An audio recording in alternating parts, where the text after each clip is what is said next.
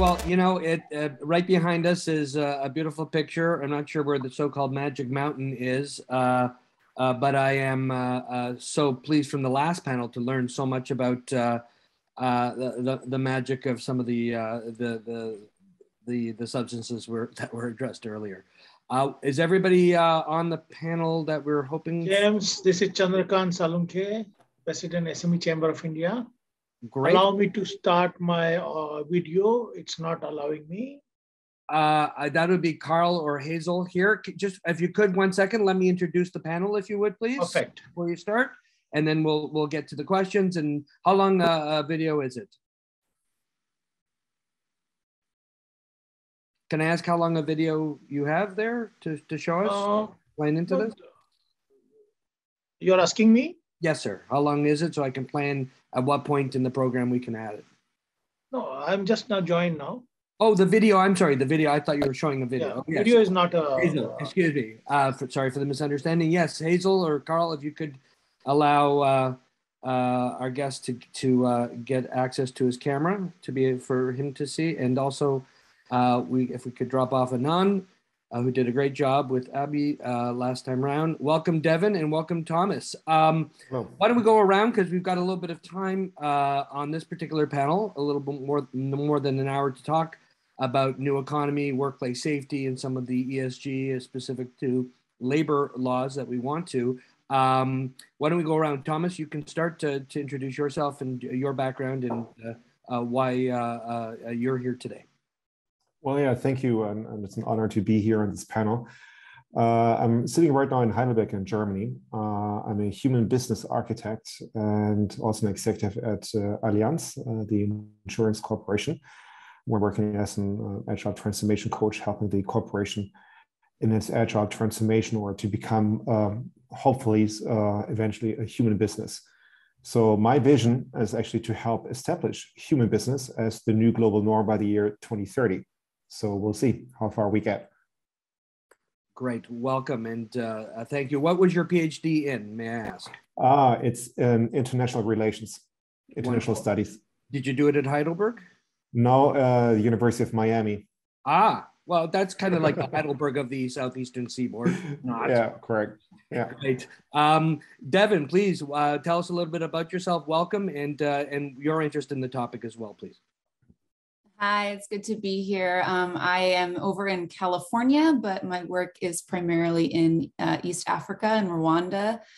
We work with vulnerable women in Rwanda as a nonprofit to work with the local government there, but also to help women get an education. So I'm coming from the nonprofit sector. So I don't know how much I'll be able to speak to the topic, but I'm certainly interested in the ways that we intersect here. Oh gosh, there's a ton of things, particularly with vulnerable populations, post-conflict situations. So we'll get to your areas of expertise as the hour wears on. So welcome. Chandrakant, welcome. Tell us a little bit about yourself, please. Yes, thank you, and good evening to all. My name is Chandrakant Salunke. I'm the founder and president of SME Chamber of India. It's a 28-year-old organization which is working for the growth of SME sector at local and global level. We are representing more than 1.5 billion SME sector in India. We are on a forefront for the policy making, policy implementation, supporting SMEs for go global, and of course, to exploring various business opportunity and educating them, building the bridge between Indian and overseas companies to enhance the bilateral trade and out and inbound investment. So I'm going to speak about how the human businesses and the building businesses of for the future, because most of the important that during this pandemic, the SME sector is impacted sector, and they have to decide how to revive for a survival, for a long-term survival. This is my topic today. Thank you. Wonderful, and welcome, and hello to all the panelists. Carl, will you be joining us on the panel here as well today, so I can lob some questions over to you, if you're there? I'm going to assume not until I hear back from there. Oh. I don't think you can see us, but no, not on this one. Okay, thanks so much. Great. Well, let me introduce myself. I'm Professor James Cooper. I'm a professor of law and director of international legal studies at California Western School of Law here in San Diego. I'm also a research fellow at the Singapore University of Social Sciences. I've got 25 years of experience in disruptive technologies, mostly legal reform and the technologies associated with that in Latin America. But I've been an IP lawyer and in the early days worked at Baker McKenzie, made the world safe for global capitalism, and I've been paying for it ever since. So let's not turn this into my personal human resources therapy session and ask Thomas to start because of his area of expertise in human architecture. Can you explain how human architecture works and how the pandemic has severely affected what was the original design of how labor rights and so forth and the global economy works for everyone, please? Well, yeah, I mean, I call myself a human business architect. I don't have anything with architecture per se, but I'm more like, maybe a designer. And let me explain first what a human business is all about versus traditional business. In traditional business, we treat employees as resources. That's the one denominator. And in human business, we treat employees as, believe it or not, people, human beings. So that's the first major difference. In, let's say, kind of like provocative way, in traditional business, it was all about shareholder value. Well, last 20, 30, 40 years, maximizing shareholder value. In human business, it's about generating value for and by people.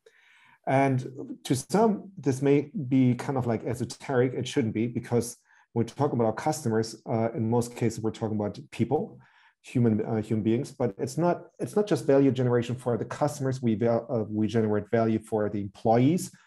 There's something like a happy workplace, and this results in, let's say, business value. And this can include the shareholders, but this is the result. So the main driver is really, how can we build a business that benefits us all? And the question, a couple of years ago, actually, was in Davos. I was at a panel at the Open Forum, and I asked an older couple what they were thinking about the future and digitization and stuff. And they said, well, actually, they were kind of afraid of the future. They said, like, with all the technology going on, digital, and will we have enough space for us? And then I reframed the question. I was like, well, let me ask you this question. Do you know how you want to live in the future? And they said, well, yes, of course we do. I mean, here in Davos, we live like very close to nature. We care for the environment. We care for our society.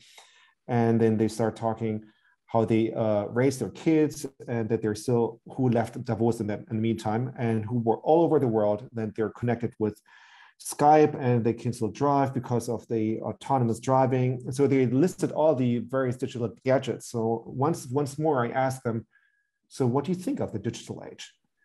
And they said, well, now that you asked us the first question, how you want to live in the future, it's completely different. But digital is a tool, but it's basically about us, how we want to live as people. And so this is like, what I would really like to help establish. And this is kind of like, you can say, my mission. This is also the topic of my book, The Spirit of Human Business. Thank you for that. What have you seen in Heidelberg specifically with respect to how COVID has affected laborers? It's been great for those of us who already taught online. I hate to use the word, it's been great, having lost family members to it personally, but it's been great in the sense of it hasn't been as bad. Our shift in the academic world online, what would have taken years, only took a matter of a week in terms of to Zoom. And I want to ask each of the panelists this going forward. What have you seen where you are in Germany? And I'll leave it there. Well, it's like, actually, it was kind of a coincidence. I joined Allianz in the middle of the pandemic. So I still haven't met most of my colleagues yet, so because everything is virtual. So that was really not the issue. But what people really learned to appreciate is the social interaction with people, which all of a sudden broke away. That was not even there. And so this changed a lot. I mean, right now people are focusing on work, but they're missing the social interaction. And this is like when you see now that after the lockdown, people just like, they were really, they just wanted to meet people again, and they still do. They go out in nature, and they have a different relationship toward nature. And so this really changed a lot.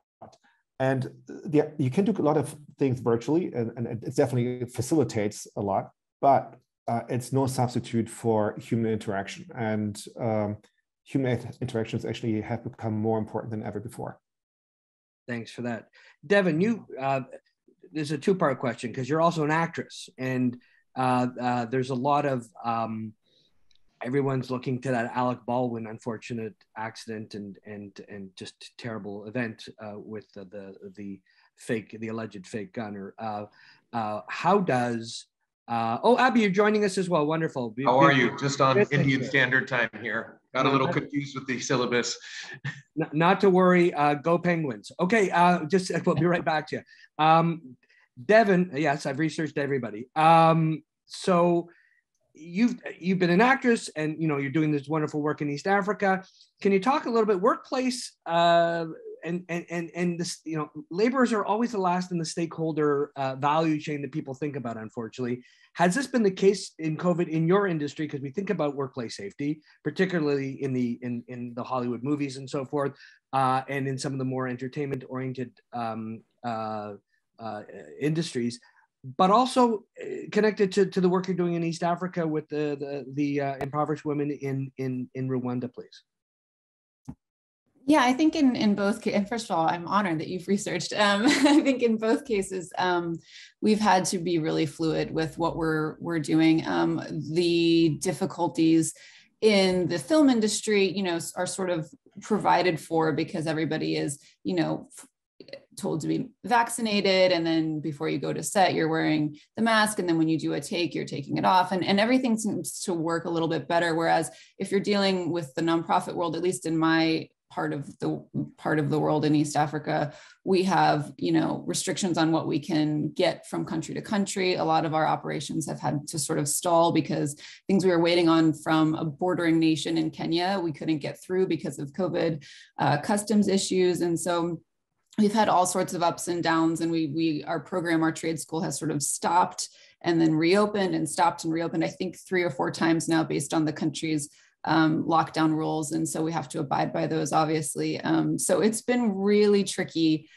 We've managed, and we have our women getting back in school now for our trade school program, but even just we were donated, cosmetics to send over there to the women, and even just getting a package from Los Angeles to Rwanda in the middle of the pandemic was absolutely incredibly difficult. I had to get in touch with the Rwandan embassy in DC. They were able to send things over. It took months. So it's been an interesting journey for sure. I'm not sure how other nonprofits have been dealing with it, but we're all sort of in the same boat of just really a tough time. And they can't pivot to online because there might not be Wi-Fi in their particular rural environments. They don't have the smartphones or the laptops or the tablets. So there's a lot of infrastructural problems that relate to underdevelopment, right? Exactly. We can't do anything unless it's in person. So when we are in person, we're trying to be as safe as possible, but then, you don't want to put anyone's health at risk. And so it's been a tricky time for sure. No, I can imagine. Thank you for the work you're doing. And let's focus now on the subcontinent. Chandrakant, tell us a little bit about what you're seeing, especially among the members of your Chamber of Commerce, how workers are getting affected and infected because the workplace safety mechanisms might not be there. The vaccines are not fully rolled out, obviously, in much of the world. What are you seeing from your perspective in India, please, with respect to worker safety and COVID-19? Thank you, James. This was really very, very difficult time and task for the SME sector when the corona entered in India. In the end of the January, few cases, then February, few cases, then March was started, the cases become a double digit and 3 digit in the month of March. So the first lockdown started from the April onwards, and the Indian SMEs are not prepared for this kind of pandemic or prepared for this jerk or other, difficult time. But nevertheless, they in 2 months' time, they took over properly. They have come on the track after May. And my chamber has played a very, very important role for the, encouraging the SMEs to those involved in essential product manufacturing, because all the industries, all the, laborers, migrant labor left for the from the city, from the industry. And therefore, so many challenges faced by the SME sector, particularly manufacturing industry in India. But nevertheless, with the government, central government, union government, particularly with the state government, we have started encouraging the company owners, small entrepreneurs, to start their business, start manufacturing industry, bring some limited workforce, and start manufacturing, particularly the essential products, because that time mostly the packaging industry, plastic industry, paper industry, it was very, very important for the healthcare sector. Those are manufacturing the medicines, those are manufacturing the healthcare products. So therefore, we have started encouraging the SME. And after the June 2020, then slowly we started rolling. And during that time, James, you will be happy to note that most of around 50% SMEs, and Anand Singh must be aware about it, those are not even utilizing the digital platform. They have started utilizing digital platform at June 2020. They started using the platform. Rather, we say work from home. I said, no, do business from home. The business, doing business from home. That concept I brought in the SME sector. We have supported them to identify affordable technology, useful technology. And therefore, most of the SMEs started doing business from the home, and they started encouraging company. And I'm thankful to Mr. Modi, our Prime Minister, who has brought with our efforts, who has brought the emergency credit facility for SME sector, because most of the SMEs are dependent on the supply chain finance and the banking sector. So Mr. Modi has brought very, very essential product, which is an emergency loan, and therefore all the SME sector, using this particularly financial fuel, they started producing the quality product, and not only for local market, they have started producing the international market. So this is a story is going on for last 2 years, but I want to tell you that SME sector from India came on a track very, very fast. They have started contributing for the Indian economy. They have started contributing for the industrial production, and most importantly, the Honorable Prime Minister of India and the Commerce Minister had given us the target for achieving the 400 billion US dollars exports for this year, from April 2021 to December 2020 December, and now the 3 months we will be crossing more than 500 billion US dollars exports. So this is a role played by SME sector, and of course we have a target 2030. We want to go more than $3 trillion exports. So these challenges I have taken as a president of the chamber, and I am encouraging, supporting SMEs. And most importantly, I want to tell everyone that Indian banks are a backbone of Indian SMEs. Indian SMEs are surviving because of the Indian banks, and because of SME sector, India is growing. India is achieving the target goal. Thank you. Well, congratulations. The small and medium enterprises, we always think of multinationals are able to turn on a dime and take that dime with them.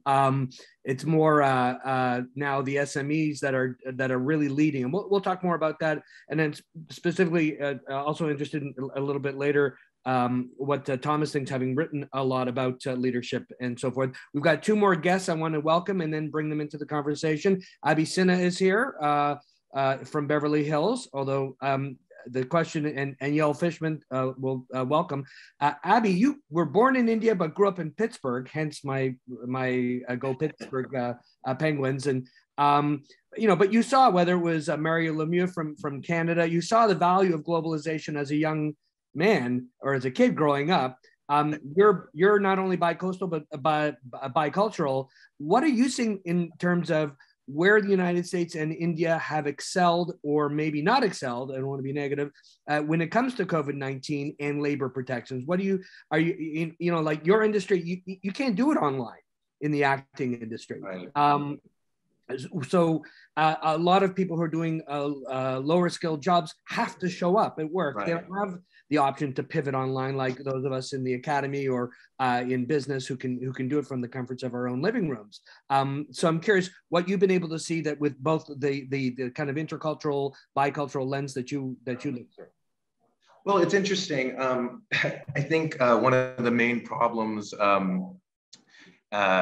between the discourse of information you know, whether it's political, whether it's about COVID, which is also political, it usually has a common denominator, and that's wealthier, more industrialized areas. And it's really synonymous with the acting industry in Hollywood. Kind of to back what Devin was saying earlier, everything is, you know, everything is supplied, everything is taken care of. Your COVID tests, your masks, everything. You don't have any of that in India. And I mean, I spoke with Sonu Sood earlier, who's done such amazing work in India when all these migrants were displaced. Thousands of migrants he arranged transportation for, buses, chartered planes, so they were able to get home. Basically, there has to be a more individualistic effort to reach out to these people, to connect with these people who don't have the same kind of resources and opportunities to help themselves. And we've seen that in smaller cases as COVID has gone on, but there is definitely a disconnect in my industry, which I love, by the way. That's very synonymous with the disconnect we see from, you know, wealthier, more industrialized areas of the world. Thanks for that. And that is actually a good segue to Yael Fishman, who deals with luxury properties and after an illustrious career in law. Can I ask, Yael, what you've seen from your perspective in the Hamptons in terms of how the upper-heeled or the well-heeled folks are dealing with COVID? Is it like everything else? This doesn't touch them, or is it affecting them like it is everyone else? I think COVID has, first of all, hi to everybody. Welcome. Nice to see everybody. Hey. COVID and the pandemic has affected everybody on the planet. And as we know that I don't know how many, close to 6 million dead. It's like, it's a Holocaust, if you will. So it's a very serious topic. Most people, the wealthy and the poor and in between, are struggling with just trying to grappling what the facts are, developing distrust in a lot of the authorities. I'm sure you're familiar with that because information keeps changing and from various sources. So that's also creates a source of confusion. What we saw in the Hamptons, very interesting, and a lot of luxury rural areas around the world, is this great exodus last year when people fled the cities and went to areas to escape and be away in their own castles, if you will, and to be safe. That momentum in real estate markets seems to be continuing this year, even as we've made progress against the pandemic. And people are valuing their retreats, but not even because of the pandemic, but because of the changes the way we're doing business. We're now on a conference digitally on Zoom, and most of us have all been doing business this way, talking to people around the globe. Partners in many law firms are not going back to the 2.5, 3-hour commutes. Everything has changed. We're going to see the repositioning of real estate assets as when the leases renew in the big cities like in Manhattan. They're not going to renew with the same amount of space. They're not feeling it yet because these wealthy firms have plenty of money now to pay the leases. But at renewal, they don't need 10 floors if only 3, 4 floors of people are going in. And so we're going to see a lot of changes in the world happening because of that. But the wealthy are not insulated from society. They're part of society. They want to live and enjoy, and this has impacted that enjoyment, the freedom of mobility, to travel safely, to feel good. And so having these type of beautiful homes that we create in these areas does give people, not just the super wealthy, but moderate people and medium people, a place to go and to enjoy their families and live their life and do their businesses, even from these locations. So I see that. Thanks For that. Let's you talk about how life is moving and it's going to keep changing. Let's talk about the role of technology. Thomas, we'll start with you, please. What I'm really curious about is, clearly technology hasn't helped low-skilled workers to the degree that it's helped those of us who are able to, again, to work through Zoom and do our business through Zoom and don't have the kind of tactile jobs where you're actually physically making something or cleaning something or producing something. But I'm curious from your perspective, what the role of robotics going forward is going to mean in terms of the double whammy. First, you've got all the difficulty surrounding COVID-19, and then the oncoming of AI, which will be more, and robotics affecting some of the more manual and low skilled jobs, as we've seen in the car manufacturing industries and so forth, but robotics 4.0 or industrialization 4.0, and how, but AI is going to affect all the people like Yale and myself, lawyers. It's going to affect doctors. It's going to, you don't need a radiologist to check an X-ray. A machine's going to do that for you. So as a futurist, I'm curious, is that a kind of a 1-2-3 punch for everybody, or is the future also now going to come to nip at us in the professional classes as well? Well, I think it already has. I mean, if you look at education, I mean, everything's available, online, mostly for free. So the question, is legitimate, whether or not somebody wants to spend like $50,000 or $60,000 a year to attend a college or university, or do it online. I think that with AI and robotics, I think we're going to see vast and very fast developments. And me personally, I'm not really that worried about it. Actually, I see there is a risk, of course. Their jobs will be eliminated, traditional jobs will be eliminated, and new ones will be created. So the question is like, what happens with those who will lose their jobs? I think education and training is even more important, and I also believe government and society has to play a key role. That's my personal opinion. The thing is, like, I think the nature of work is going to change, because some of the routine jobs, machines can do it. Okay, but this gives us more time, more space to use our creativity, and which is like a machine cannot really do.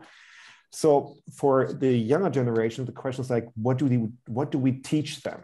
Is it just like that we want to say generate databases, so they have to memorize all the data, which, by the way, if they just use their iPhone, everything is available on the fingertip? Or actually, do we teach them how to learn, how to ask the right questions, how to ask questions about how we want to shape the future? So it's not, the old paradigm is like upside down. So this is, for some people, it's a revolution. It is a revolution. I think it's a wonderful opportunity for us to shape really a more human society, a human world. And for example, also like what you mentioned, Zoom and the internet. This way, the COVID has actually, facilitated the progress of learning more about projects such as like Devon's project in Africa. And I have been on conferences worldwide with people in the past would not have been possible because people now are more open to these channels.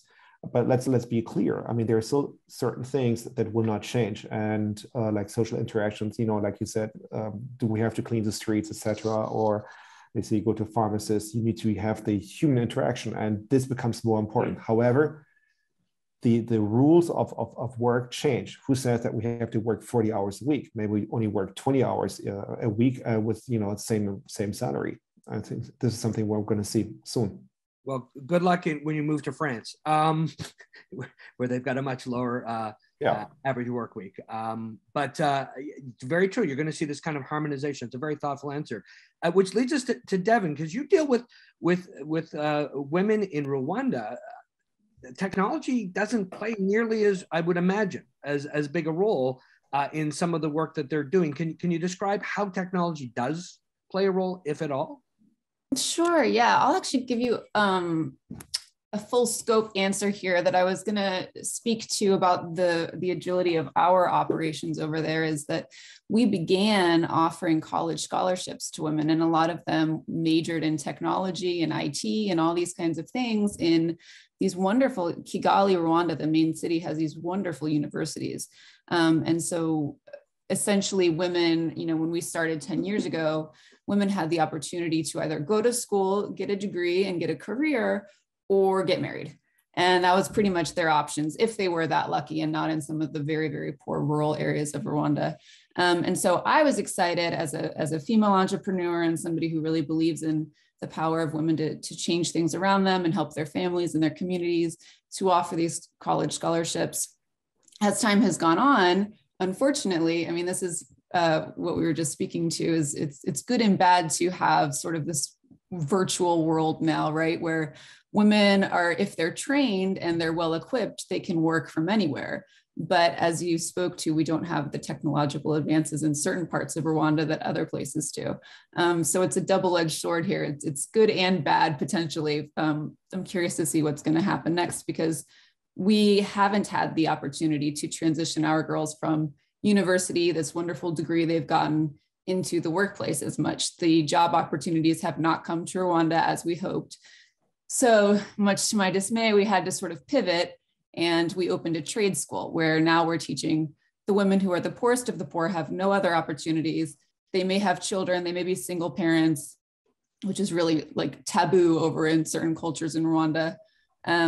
And now they're just learning how to sew, and which is great, right? They're learning how to build their own business and to provide for their families. It wasn't the ideal that we went in with, but we had to sort of, again, be fluid with our operations. And so now the question is, once we hopefully get more industry over into Rwanda, which the country is open to business, I will say it's a little bit tricky politically, but it's open.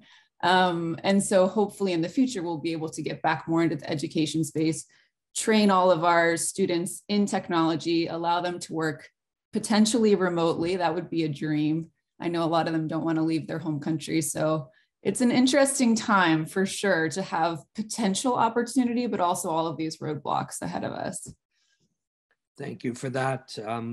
Chandrakant, can you tell us a little bit about how the SMEs are adapting in this hopefully soon to be post-COVID world, but with respect to technology specifically, and how they are using, I mean, India is the home of so much of the technology, the home of the IIT, the Indian Institute of Technology, and so much more. What are you seeing, particularly among the SMEs which don't have nearly as big a budget to adopt these things?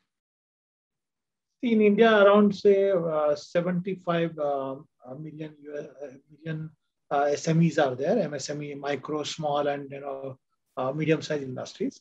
In that, 50% SMEs are dependent fully on manufacturing sector, and they have started adopting the advanced technology, affordable technology, patented technology, and therefore our SME Chamber of India is putting a lot of efforts, educating, encouraging, supporting SMEs to identify advanced technology, identify new and advanced machines, equipments for quality productivity. Because in India, the most of the family businesses, Anand aware about the family businesses run by families, operated by families, and they are focusing more on the more productivity. But now this pandemic, every person in India, every entrepreneur learn that technology is important, how the Davos has become a digital from last year. So similarly, we have also started adapting the digital system, the advanced technology. Rather, let me give you the, proudly I can say that Indian SMEs are now ready to compete in a fourth industrial revolution. They have started improving their industrial automation. They have started, improving their quality, the productivity, because we have to compete with the China. We have to compete with the world market. So therefore, we are encouraging, we are supporting them for quality productivity. We are focusing the brand India product in the international market.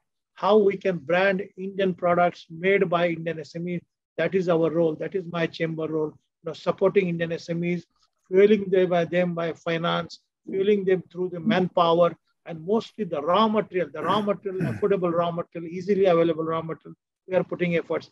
And most importantly, Indian institutes, like you said, IIT and other institutes in India, producing the quality manpower for the future. Because Honorable Prime Minister of India has shown the new India a path. That path, we are walking on that path. So our role and our responsibility to encourage new entrepreneurship, encouraging entrepreneurship to producing the quality productivity, not only for local market, but global market. So I want to say that proudly, the Indian SMEs are becoming very strong, and most of the, in the next 4 years' time, you will see that India is a manufacturing hub. So all world will come to India to take product from India. Wonderful. And people forget it's not just SMEs that are coming out of India, but the USB. So it's an acronym festival. Yael Fishman, let me ask you this, because you're again in a different world, a more rarefied world, but you're not untouched by digitization and your previous profession, law, and now with luxury properties. How has digitization affected what you're doing, and then how will it affect it going forward? Great. It's a good question. I think as technology advances, all of us, even the people who like to stick to basics and don't want to learn a new trick, we have no choice. For example, in the homes I build, everything is smart technology. You control everything from your phone. So whether it's I want to turn on the heat, or I want to have the security cameras, or if I'm inside and I want to bring up my outdoor cinema out of its underground vault, I press a button on my phone and it's up and it's down. Unless, as I had a test this weekend when I was in the Hamptons, the wind was very strong. So there's sensors and technology that wouldn't let me bring up the big cinema, which is how you watch football, because there's no greater experience. You're all invited and to come to my Southampton resort, and then you can watch the game inside when it's cold in the winter, but it's like you're outside because you have that cinema. It's like, like in Times Square, those main, things. That's what I did.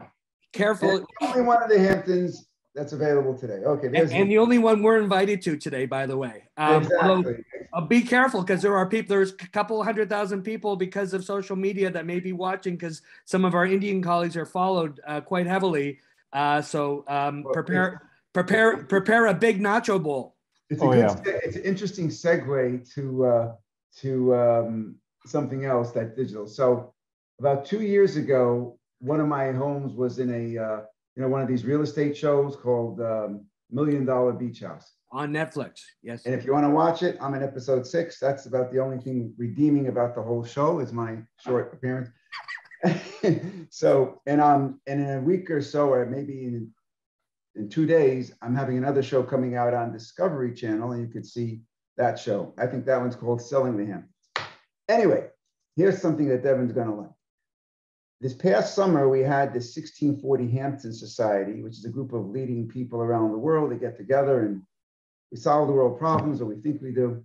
And I had it at my home. I was the host of it in this particular house in Southampton. I just finished it literally in time for the conference. And I had as my guest Sean Reyes, who was the Attorney General of the state of Utah, who was one of the brave heroes that went into Colombia and rescued 127 girls that were trafficked. You've probably heard about this type of operations, and they really made a big difference. There's a film on it. And I had this epiphany, which I was talking with him for a few months before we had the conference, that I've got to do something to fight the plight of trafficking. And I know Devin's charity was started with her acts in Rwanda for partially because of trafficked girls. And it's a plight around the world. And so at the conference, he announced what I was planning on doing, which was instead of making one of these silly shows like Selling Sunset or the shows I was on, which features shows about beautiful glitzy places like the ones I build and the brokers who sell them, I pivoted and said, I'm going to make a show about the most amazing places on the planet and the amazing people that are making the world a better place. And I started filming literally then. I've already done episodes in the BVI, Mexico. We're shooting in Southampton. I have Ireland, Argentina. And in the first episode we're going to do, which we'll release, this will be something socially impactful. And it leads into kind of your question on digitalization, because I'll tell you a quick story in a second. Anyway, we're going to basically do a social impact film, but it's going to be exciting, sexy, going to bring people behind the scenes to talk to some of the leaders around the world, which a lot of people are embracing this cause because it's a way we can make change. I have the largest platform in the world, millions, hundreds of millions of people, and I'll shine a light on trafficking. We're going to talk about energy issues and renewable energy and cleaning the waters and the seas. And in fact, will be sponsoring putting in a electrical grid in a hospital in Africa where when the power goes out, they operate under flashlights. So we're going to seek to change that. In my company, we're actually sponsoring the initiation of that and linking up with other people around the world that are doing similar ideas. On a humorous side, let me stop you there, and we'll come back. Remember, we'll put a pin in that and come back to that thought. Abby, you this kind of raises the issue. I mean, we've now moved into more socially relevant issues. I'm curious, from your perspective, again, being able to bifurcate both, or to be able to have straddle, if you will, 1 foot in India, 1 foot in the States, although a majority now in the States. You're a member of the Screen Actors Guild, I would imagine, and which is a very powerful union. Do you see a role for trade unions to be impactful, like what maybe not to the glitzy degree, that, to use Yale's word, but do you see a role for trade unions to play a role to protect workers' rights, to ensure that other stakeholders other than the owning class can get access to all the social values that should exist in our respective democracies? Yeah, I do, but it's still, I think, mainly up to the up to the individual to kind of, protect themselves. If we're going to go, more into the integration of technology, especially in somewhere like India, the unions can be a good resource, but it's still up to the individual to provide the change that we want to see there. For example, in India, there's a lot of confrontation between, very villagers and animals. Villagers who their entire source of food for a week is, their cow or their chickens, and then, a tiger will come in and kill that animal, and then the villagers want to take revenge on that animal, go out and hunt it, and cause just more and more violence. And this is not just, partial to India. This happens in Africa. The Masai Mara lion will kill their cow, and they will basically take revenge on it, go kill a male lion, and then that male lion is not around to protect their herd, their pride, and a rogue lion will come in and kill cubs. And so it's just violence promoting more and more violence. And the integration of technology really allows us to resolve those conflicts in nonviolent ways. But I would say it's more up to the individual still. The unions can help with resources, but it really does come from within to start. Thank you for that. Let me stay on the trade union road, or at least organized labor, to a sense, and ask Thomas, please. You're in Germany. Trade unions have a huge role in German industry. They sit on boards of directors of companies by law. They can make or break political parties. Do you think that trade unionism is for the future, especially in light of some of the things like AI and robotics that we were talking about earlier? It was interesting. Just like 2 days ago on Monday, I was at a Workers' Council meeting, and I was talking about a future project we were working on. And in the past, what I've been observing is that the Workers' Council and labor unions or trade unions, some of them were still stuck in the last century, I have to admit. Now we can criticize them for this, or we start a dialogue, because I think that what they do is, like, often they address the concerns of the common people, and whatever they say is like, it's kind of like a channel.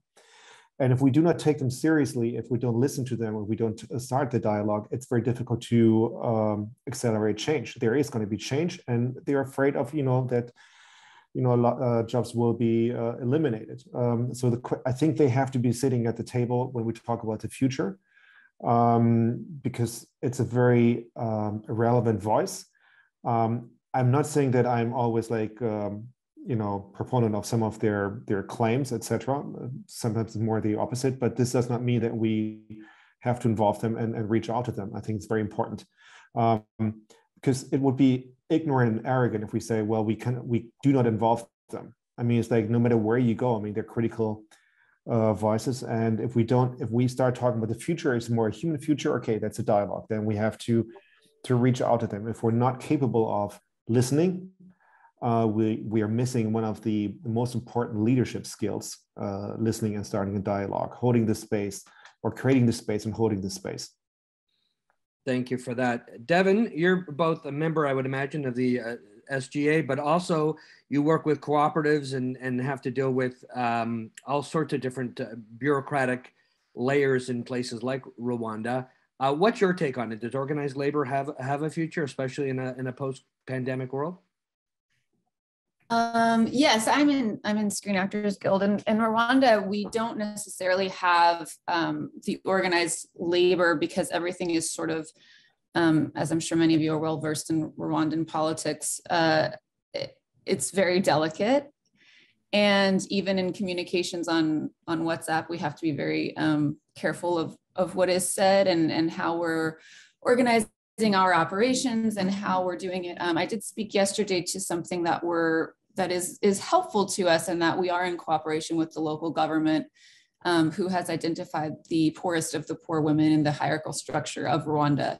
And so that's who we end up funding primarily, is those women who are vulnerable and in need, and it has been very helpful. So we don't have any sort of organization amongst the people, but we do have the people in collaboration with the local government and ultimately the larger government in order to sort of organize, and so far it's working.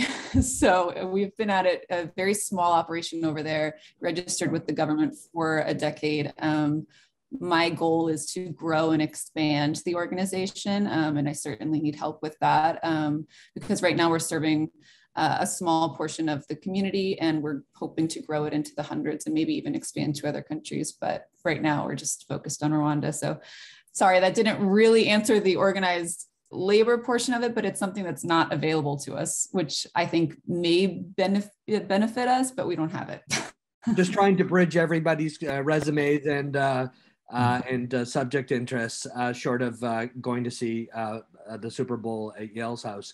Nachos idea. That sounded good. Yeah. Invite's open. Thank you. Okay, provide the address. Okay. Yeah. And Devin, if you would, in the chat box to everyone, if you could give us the website of your organization, please, so that we can follow up and help support it, that would be terrific. Chandrakant, one last question on organized labor, and then I promise I'll get away from it. I'm the grandson of a former labor union leader, so I have to ask these things. International Lady Garment Workers, I might add. Yes, there's only one generation between me and a sewing machine. So let me ask you this.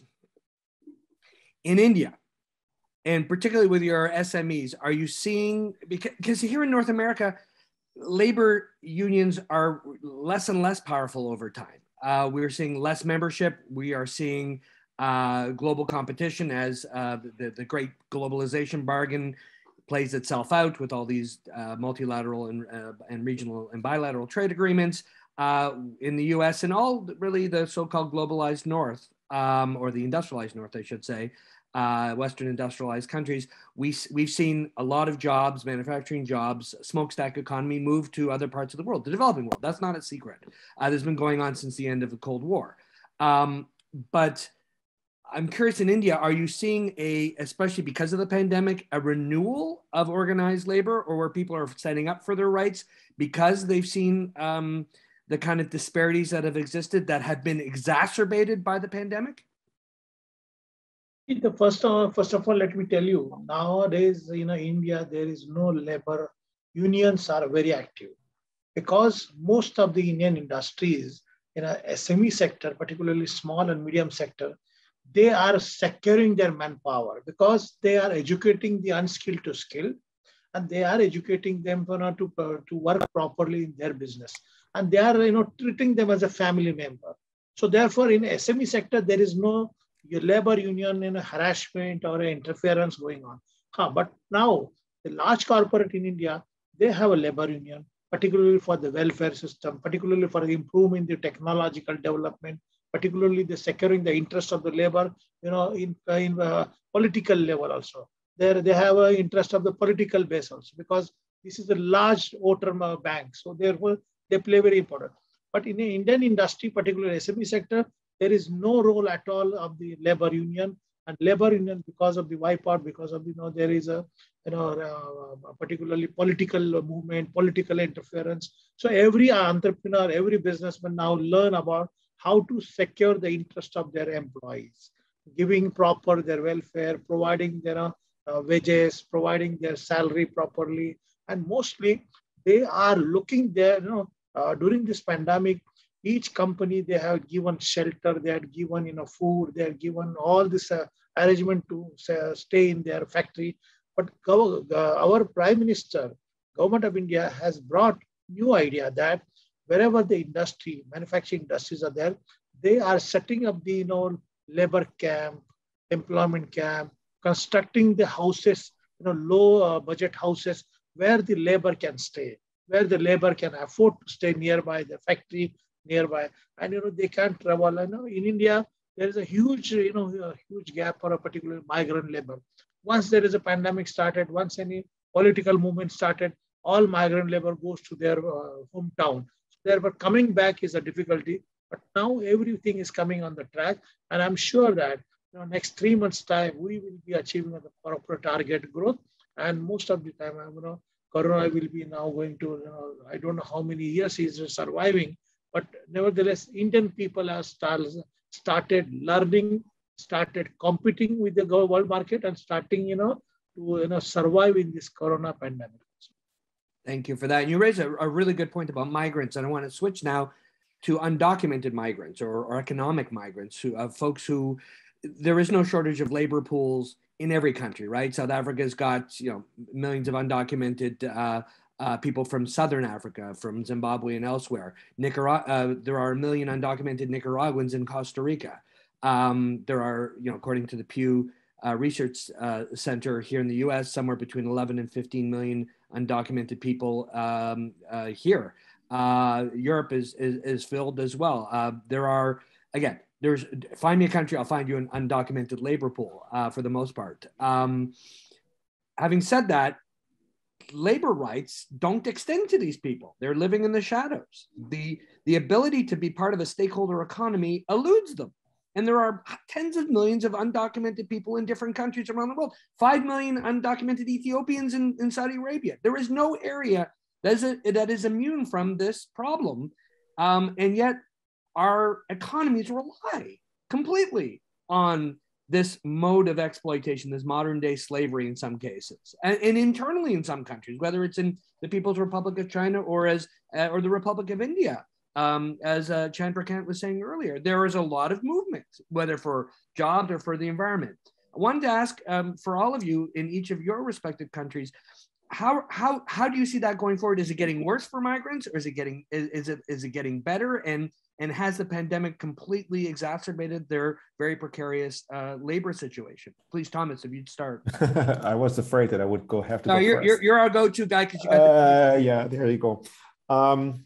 Well, first of all, I'm not sure if there is a future of exploiting people, period. I mean, whenever people are exploited as resources, I think we're making a big mistake. And because like a resource can be replaced, but then there will be no more resources. But the thing is that if we really want to unfold the potential of people, we cannot treat them as, exploitable resources. That's a general remark. Now, with respect to, say, to Germany, with the new government in place, I think we'll see migrants, and they do have actually more rights than in many other countries. Maybe that's probably one of the reasons why it's quite a few of them want to come to Germany.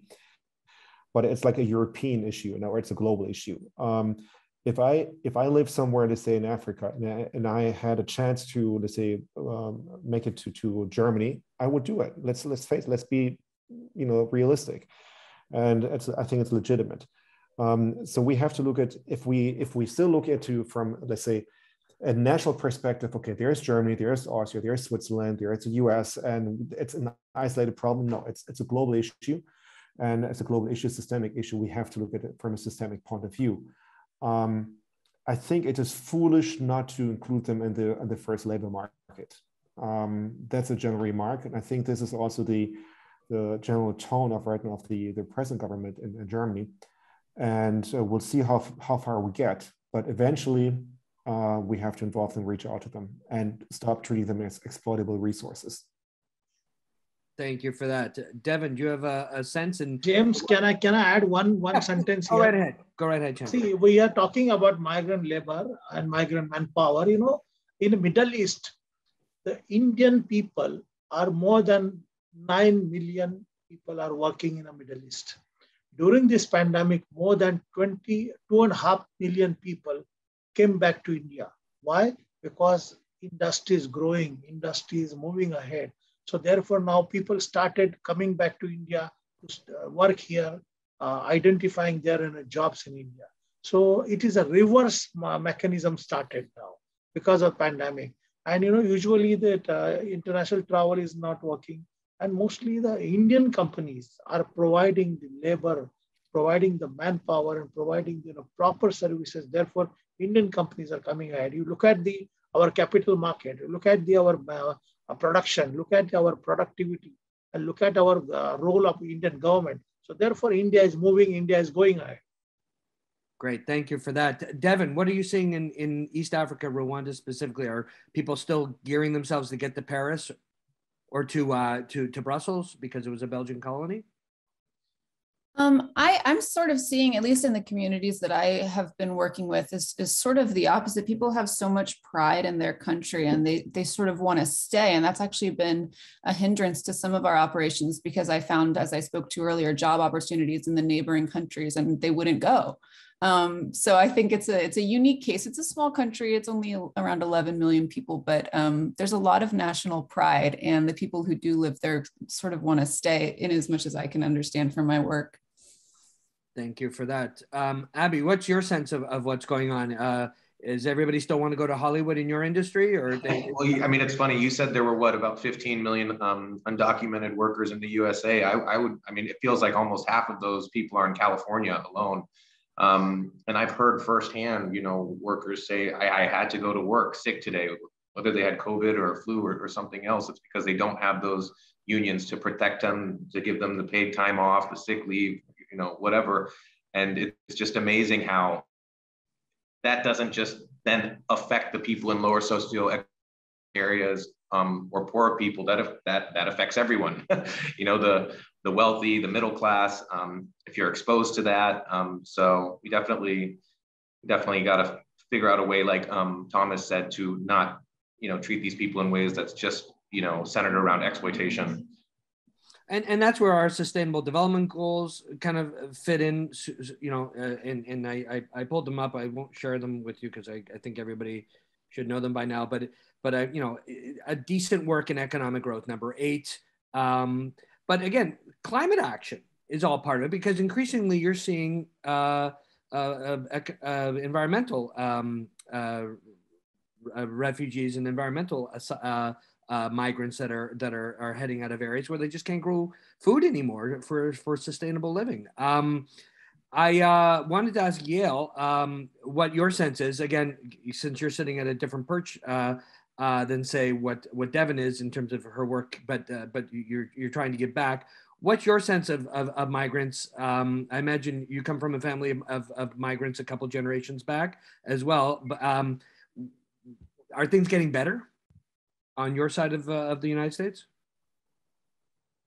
On the East Coast, I mean, the doors are open wherever they're coming, and they're filtering all over, and it's a challenge for the societies that we see this immigrant flow, and that's a secondary political debate about how you bring people in and how do you do it the right way and so on. But it trickles up. The markets are efficient, so people are going to go where the jobs and where the money is, and the governments of the world are going to try to control that process to make it safe and comply with their laws, each to different degrees. I really haven't in my workforce seen a lot of I'll call it illegal immigrants. I'm sure they're here, but there's a lot of people you drive by, you see people standing for jobs coming, and it's not really in ours. So I know there's a lot of it around. We haven't been directly in my work operations been impacted or see it, so to speak. It's there. We know it it's out there, but because we have to have everybody's kind of documented and to get into and get a paycheck and so on. Fair enough. Thank you for that. Let's switch out now to a different topic. And as we start to, we're going to go to a lightning round at the end, but I wanted to do something a little more, I don't know, spicy or controversial. We talked earlier about AI. And this panel is supposed to be about equity and about multiple stakeholders getting a bigger slice of the pie or being more involved in future economic growth. But a lot of this is going to be machine-based. Do machines have rights? Should they get some of the labor rights?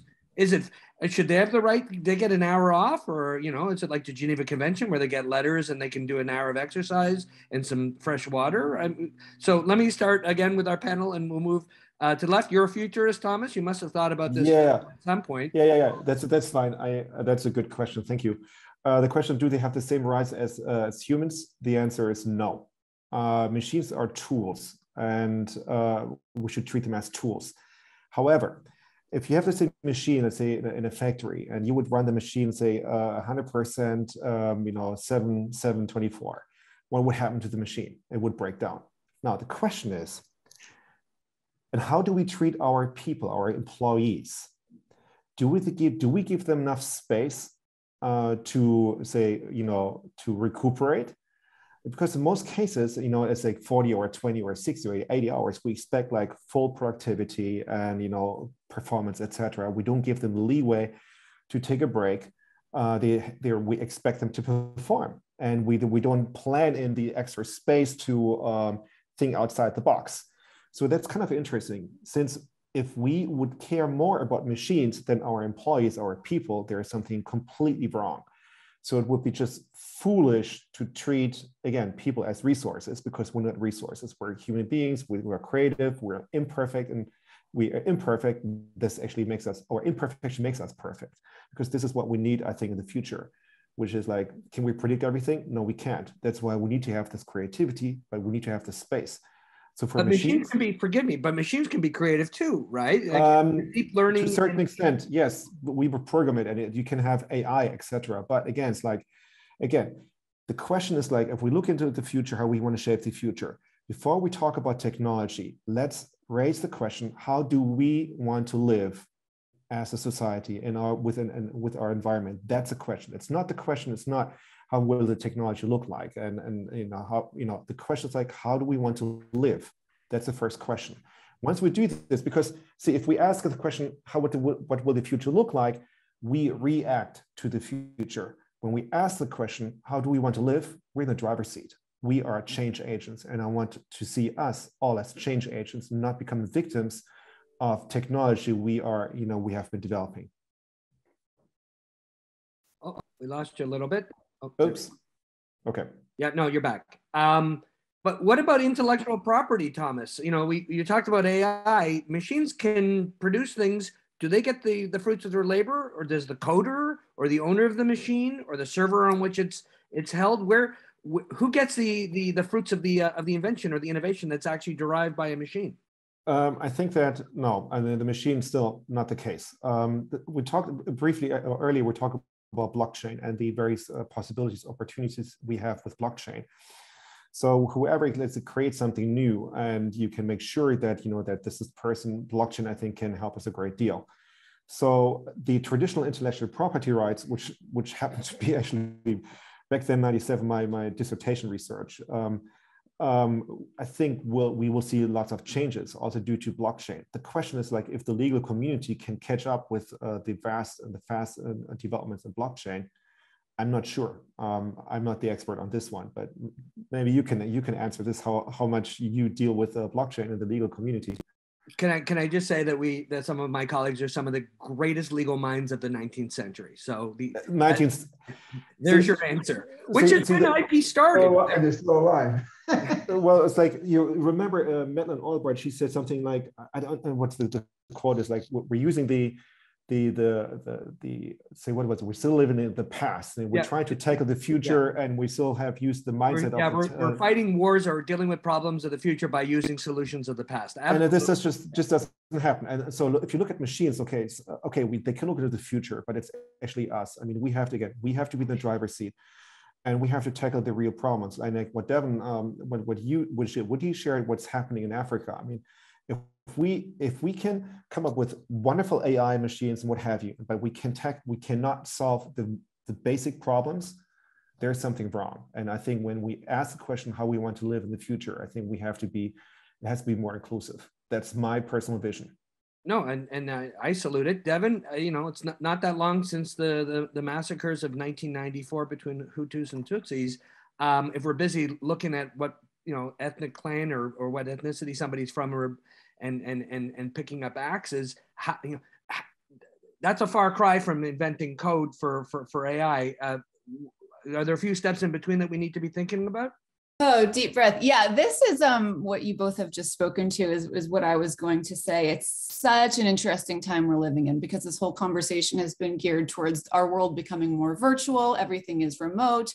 You know, we have AI already in action, and we have machines. Do machines have rights? And I mean, I think machines have rights in as much as they can help us and not overtake us. I think if we can, you know, work on getting people access to clean water and wireless internet and things where we can actually create this more equitable world. Whereas if we don't, we run the risk of having these two different realities, really, where like you're saying, there are things going on in certain parts of the world, like in Afghanistan right now, and certainly in, you know, other parts of the world. Rwanda is relatively safe, but we're not even hearing what's going on, or we don't know. And then we're having a totally different conversation about futuristic technology, which is great, but how can we sort of combine the two and not get lost in this meta world that we're all sort of experiencing right now? I think it's a really important sort of existential conversation we're having, and it's good to speak to. Thanks for that. Abdi, do you have a sense of that? And can you speak in terms of more and more of your kind of work, like Devin's work in the acting world, is being done online in the metaverse, how you maintain rights and royalties and license fees?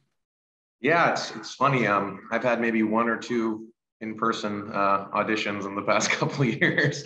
Everything has pretty much been done virtually, and you know, as everyone's line of work has kind of evolved to just being virtual.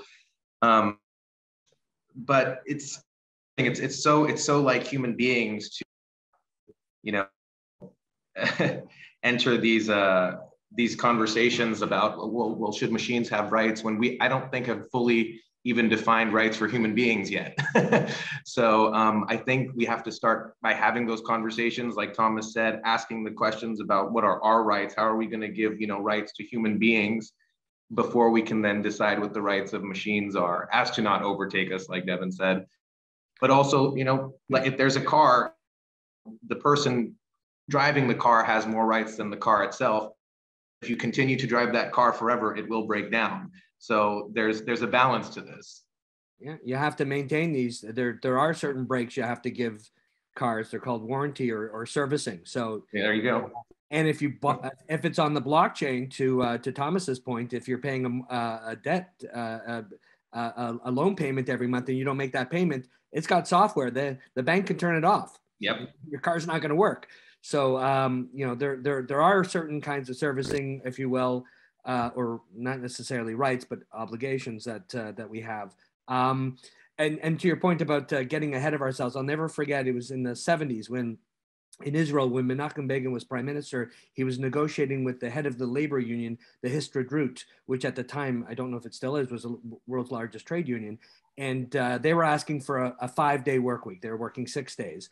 And Menachem Begin said, "You want a 5-day work week?" And the head of the Histadrut said, yeah, 5 days would be great. We're working 6. He said, "Well, show me 1 day, and then we'll get to 5. Don't get ahead of yourself." And it just reminded me, that story reminded me of what we're talking about, in the sense of, you know, we're so far, you know, people say, "Oh, I can do this with my phone." It's like, and I always say, you know, I've got this thing on my phone. It's called phone. And you can talk to people on it.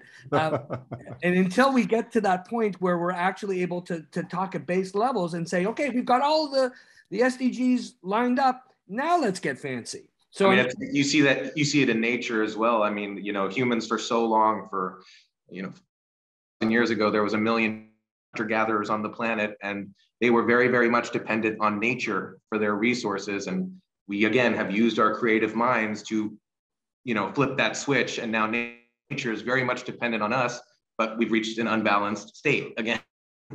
So yeah, there's a lot to be said here. We're going to start to wind down, but I was curious what Chandrakant, what's your sense of whether machines have rights and kind of the rollout of some of this more deep learning AI among your SMEs in India, please. Yes, of course, every industry nowadays, improving their capacity, improving their, technological development. AI, even, Indian companies have started adopting the, unique concepts, particularly for, producing the quality productivity. We have to compete with the European market. We have to enter in US market. We have to compete with the other world market. Therefore, AI, rather, industrial automation, even they are entering into the third digital revolution, because digital revolution is one of the best transformation for every company, every enterprise, and mostly the industrial revolution is happening in the world.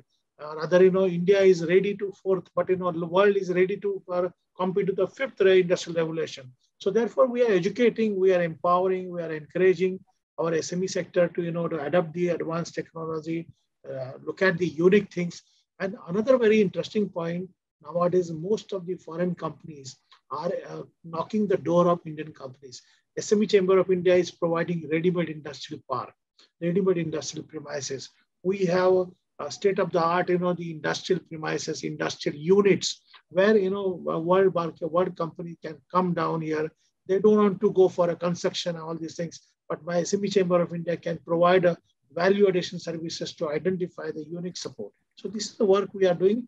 And I'm sure that, next 5 years, we will be achieving more than at least, around say 95 million SMEs in India. So where we can, provide all the manufacturing hub capacity and the possibility for the world market. Thank you for that. Yael Fishman, what's your sense, please? And this is your time to tell us that story at the end of your answer. I may not, because I think with this weighty question, which I thought was in jest, but since you engaged everybody on this concept of AI, I just must bring it to everybody's attention that this was raised 3,500 years ago by the great lawgiver Moses at Mount Sinai. In the Bible, in the book of Numbers, where they say there'll be a day of rest, which not only applies to people, your human resources, to your livestock, your animals, and to your vessels or your machinery.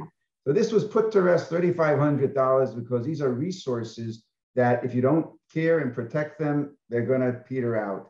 Not only that, the Bible instituted another rule about your natural resources in the planet, like your land, to leave it fallow and not work it for an entire year on the 7th year, the sabbatical year. So I think this has been addressed by smarter people than myself, and it seems to have been working, and maybe we should just leave it well enough alone. And I think that's a good enough advice for all. And that's actually a really good place to end that particular point. I got one more set of questions, and then we'll do lightning round just to give everybody a sense of what's going on. For those of you who are just tuning in, this is Digital Davos 2022. We're talking with an amazing array of people from all over the world about economies that work for all stakeholders, business for humans, building the business of the future beyond technology, and of course, Moses. So multinational corporations, they take it on the nose all the time, probably rightfully so. There are OECD, Organization of Economic Cooperation and Development, guidelines on multinational enterprises. The Business Roundtable has 160 top corporations, and they're all talking about the ESG and working on sustainable development. I want to switch for a second because they're an easy target. Do big businesses and small businesses alike have the same responsibilities to protect the environment, to protect workers, to ensure that there's fair and equitable treatment and to produce products that aren't dangerous? Or do we hold multinationals to too high a standard and we should start holding, or maybe that's the right standard and we should hold everybody else, those SMEs that Chandrakant has been talking about? So Thomas, we'll start with you in the same order we've been. Of course, we have to hold them accountable as well as all other businesses in in the economy. I'd like to actually give me, because Yael, you mentioned actually the golden rule, treat the next person the way you would like to be treated. I like to amend the golden rule, and let's say treat others and the planet the way you want to be treated. It's not just the others, it's also the planet. And this applies to business as well. And so if we apply the golden rule to our daily business, I think we're better off. And now, the respect to the global, the big corporations, yes, they can make an impact. But I think it's not necessarily the big corporations that will drive change. I think we're talking about SMEs, we're talking about small projects. And I think, well, I'm a fan of projects. I think it's much easier to start a project, to see how it works, and really short projects, a couple of weeks short, and learn from it, and then build networks, just like imaginal cells and then metamorphosis. So maybe, who knows, maybe we can meet in Davos in the summer, and let's start some projects. Let's do some simulations. You pick the wicked problem, and we'll see how far we get, and then we'll build a network of projects and drive the change. So again, global corporations, yes, but we can start small, and all of us can start small. And let's start with projects. We don't have an SME or big corporations. Let's meet in Davos, I think the third week of June. The summer WEF may convene, and let's run a simulation. That's a challenge. Thank you for that. I actually teach at the University of Heidelberg in Latin America at their Chilean Center of Excellence funded by the DAD. And I would also ask that we consider taking this idea on the road. I can see, Thomas, why you were called the project aficionado. So, Devin, please. Oh, sorry, go ahead, Yale. Just a quick thing, while Thomas has just triggered this in my mind. What I'm particularly of interest is impacting the world and trying to make it a better place, as I indicated earlier. And one of the ways to solve the problems, which are many, whether it's trafficking, poverty, homelessness, illness, is by changing the conditions that are around the world. So energy, water, access to be able to have the sources of life are critical in many of these areas. We spoke about Africa, but other areas as well. So that's kind of something that I invite anybody who's interested to be in contact with me, because this is something that we can make a difference if we are able to channel and get resources to the areas. Instead of giving handouts, people can pull themselves up if they have the tools, because the normal will of most people is to better themselves. And we just, I think it's about sharing some of the resources that are available. And we're in a global world. If we keep polluting the world, it's just going to choke our children and grandchildren. We're not going to leave much of a world to the next generation. And that's kind of a world responsibility to try to impact it and not so much worry about, oh, China's not listening and this one's not doing it. But there's so much that can be done collectively. So that's my information on that. Thank you. Contact and we can talk about it. Thank you for that. Devin, what's your sense? Do big businesses and small businesses alike have the same responsibilities? Well, it's tempting to say big businesses have more responsibility because of the impact they can make. But as long as there's adequate oversight into what the output, as long as, if they're shipping, they're potentially, being carbon neutral and they're working on their footprint, if there's ways to give back where everything is sort of, the output is negated, then that might be helpful on a very, very, very small scale. What I can speak to is our nonprofit, we're education based, but we plant trees. Our scholarship recipients go out and work together and plant trees in the community, so I think everyone, as long as you're responsible for the organization that you are running and the operations that you have, I think that's the element of personal responsibility. And I think there's really a hunger for socially and environmentally conscious companies. And so a lot of times, investors aren't going to be investing in large corporations that aren't taking this into account. So on a large scale, I think as long as everybody sort of moves in the direction of eco-friendly and trying to do what they can, I think that's the important question here. Abby, let me ask you this. You grew up in Pittsburgh. You saw the, Allentown closing down. You saw the steel industries get hit. You saw the vagaries of acid rain. You saw the Steelers win, then not win. And you saw Willie Stargell and the Pirates win and then not win. You even saw Sister Sledge, and We Are Family from Pittsburgh. Just want to do a shout out to Sister Sledge. what you've seen the ugliness and the great things that come with big businesses. These are all big businesses that folded in some cases. Do you think small businesses might be the place that we could really make the difference?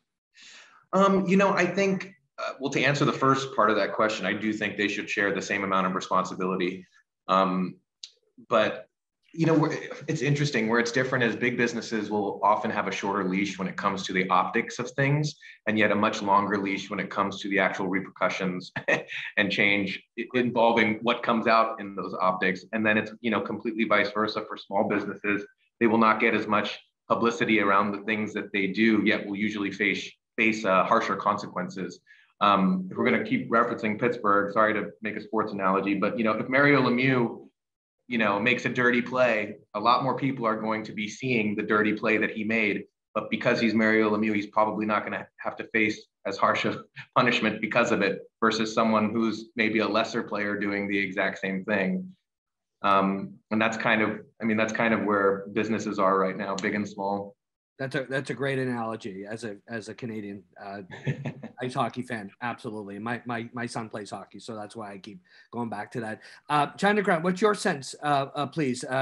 SMEs, can they afford to do the things that are necessary to push ESG, or are they still, bootstrapping everything? And should we hold them to the same degree accountable as we do the bigger multinational enterprises? Usually in India, SMEs are accountable for providing the value addition, particularly for the employment generation, contribution for industrial productivity, contribution for exports, and mostly the encouraging the youth to convert as an entrepreneur. Because in India, most of the companies nowadays started giving the entrepreneurship. So therefore, generating new entrepreneurship is a new challenge. And because of this pandemic, every startups also face a lot of problems. Even they once said, the women entrepreneurs, not only in India, but other countries also face a lot of problems, many challenges, many hurdles. So this pandemic created and educated the Indian people or overseas people that how to survive, how to revive in this pandemic. And lastly, what I am sending the message to my SME sector, same message to the world, my SMEs will be reform, transform for better performance. Then only they can survive, they can revive. Thank you. Thank you for that. And thank you everybody for your very, very thoughtful answers. We've now entered the lightning round, and I was trying to pick the question that I thought would work for 45-second answers or less as we move our way towards the bottom of the hour I don't know if you call it halfway through the hour. Yeah, bottom of the hour. That's halfway through because everybody's in different time zones. So I'm thinking we're going to give you I want to leave on a positive note. I'd ask all the panelists, please, if you shoot me your contact information. I've been asked by several of you to stay in touch and to take this conversation on the road. So you'll if you check the chat, you'll see my email address, or you can find me through California Western School of Law. Here's the question. Give me a good thing that came out of the pandemic, something positive. It's been terrible for the economies of countries and of people's households. And it's been terrible, just the sickness and death and the devastation of families not having their loved ones around. And many of us have suffered that personally. But there have been some good things that come out of it. And we try to focus on the good things, because without those, it's really tough to keep going on. So let's do a lightning round, 45 seconds each. Thomas, once again, you start. And you know what? You get a minute just because you've been so devastated by being the first the whole time. So go right ahead with a minute. I think most of us use the time to reflect what really matters most. And this is often of family and friends. And all other things like, the hectic, the stress, and, that was less important. But, I think the human interaction and therefore society, I think we have, at least in Germany, we have realized that this is what matters most. And this is what we have to continue working on. Thank you for that. You're going to cede your time to Devin. Devin, you're up. I absolutely agree with that. As technologically challenged as I personally am, I do appreciate all of the new opportunities to speak with people in any time zone. Opportunities like this and different forums and Zoom calls and all of this, and we're all connecting. We're forced to find new ways to connect to each other locally and globally, and that is, I think, a really beautiful thing because it allows for new conversations to emerge that are important as we're speaking to important conversations to have in this day and age, to try to connect us all on some sort of common ground, which I think is really necessary, and it's been a long time coming. Thank you for that soulful response. How about you, Abby? Yeah, I would say we've had available long before the pandemic, but it really forced us to use it in ways that we hadn't had before. So the evolution of, kind of realizing that the workspace was a little bit obsolete for most people and most businesses into the home workspace, whether you're an actor or not. And then probably after that, I would say, despite what most people think, I love all these major motion pictures coming out directly onto my TV. Wonderful. Thank you for that. Chandrakant, what's your sense of some good thing or a good thing that has come out of all of this?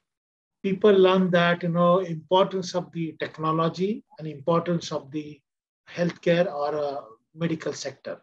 And mostly, finally, all families come together, the relatives come together. They started, asking to each other, how are you, how's your health, and what are you doing?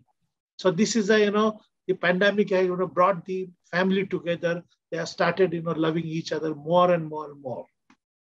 But I suggest the pandemic go away fast. Go Corona fast. From your mouth to God's ears. Yeah. Gail, you get the final thought, and then we'll close it up. What an awesome responsibility. Well, first of all, I agree with Devin, Thomas, Chandrakant, and Anand. Everything they said, obviously correct. But I think since I have less choices to pick from now, since I gave my speech, I would say something really, I think, important. The great sacrifices, the healthcare workers, the frontline people who risk their lives, saving the rest of us, the brilliance and dedication of the scientists and the people working to get the vaccines and treatments to us. When we work together as a world, this is a good example. The world faced a big challenge of destruction, a lethal destruction, and quickly worked hard and did things that are incredible to get the vaccines out so quickly. So together, we can help make a difference, is how I would put it. Awesome. What a great way to end the panel. I want to thank everybody for participating. This was not easy to kind of string all this stuff together as we bootstrapped the panel, but you did so with soul, you did so with wit and with candor, and it was just a really good experience. Thank you, Thomas Julie, PhD, Devin Ogden, Abhi Sinha, Chandrakant, and Yael Fishman. Thank you all for participating. I'm Professor James Cooper from California Western School of Law, and I'm also a research fellow at the Singapore University of Social Sciences. There's the plug. You've been watching Digital Davos 2022 with an incredible international, intersectional and multidisciplinary panel, but two members of the SGA. So I'm hoping that we can get some credit somewhere. Thank you all. Be well. Carl, we'll send it back to you, and please stay safe all. Thank you, everyone. Thank you. Thank you. We had enough wonderful conversation with you. Thank you. Thank you. Bye. Thank you very much, Professor. Thank you, Carl. Thank you very much, Carl. Ciao. Everyone. Thank you very much. Really great panel, and we appreciate all your hard work. Well, an hour and a half. It was our longest panel. Thank you. And we will be back after a half an hour break. Can I just say, I thought this was going to be like, oh my God, I don't think we're going to be able to fill it all. We could keep going. So that's a sign of a good panel. So thank you, Carl, for bringing everybody together, and to all the panelists. This was great. All the best. Thank you. Thank you. All the best. Good night. Thank you. Be safe. Good morning.